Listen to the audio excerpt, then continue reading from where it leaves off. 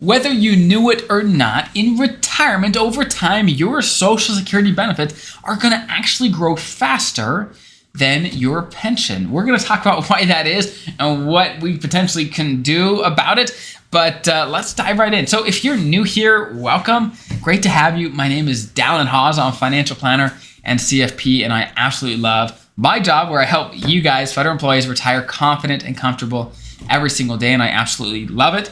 So long story short, what I'm talking about today is cost of living adjustments, where over time in retirement, your Social Security and your pension actually do get increases, where based on inflation, your pension and your Social Security are going to increase over time. Every year, they're going to recalculate, okay, how much did prices increase? Let's increase these income sources accordingly, which is a great benefit. Cost of living adjustments are amazing, but what about the lag that we see between Social Security and your FERS pension? What is that all about and why is it? Well, let's dive in. So for Social Security, you get a full cost of living adjustment, which means based on whatever CPI changed during the last year, basically how prices changed during the last year, your Social Security is going to get that full increase depending on how prices changed. However, your pension is not going to get a full increase depending on how prices changed over the last year. So this is how it works. In this industry, they jokingly call it cost of living adjustment, or COLA, compared to diet COLA, which the diet COLA, as you can guess, is what your FERS pension get. It lags inflation by just a bit. So your FERS pension gets the full cost of living adjustments if inflation is less than 2%.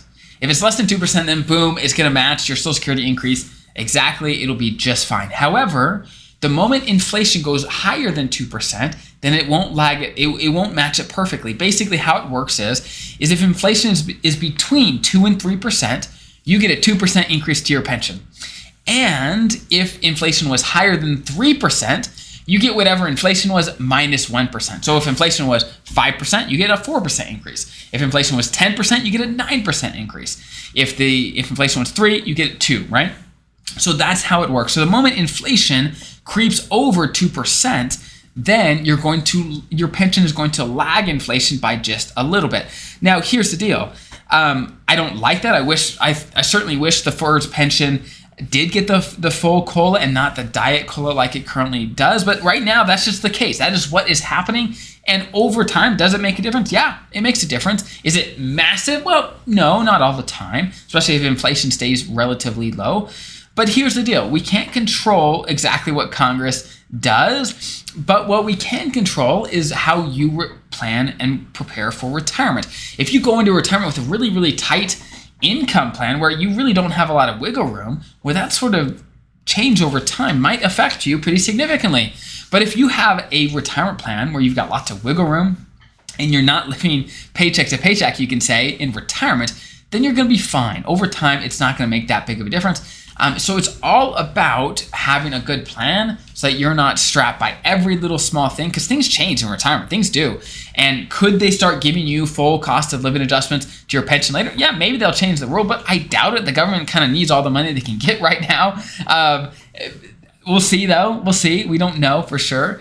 I certainly don't have a crystal ball. But long story short, you need to have the wiggle room in your plan to just suck up all these little things that might happen, whether it's increased taxes or anything else. You need wiggle room in your plan. Now, one thing I didn't mention so far is that as a traditional FERS employee, your pension doesn't actually get any cost of living adjustments until age 62.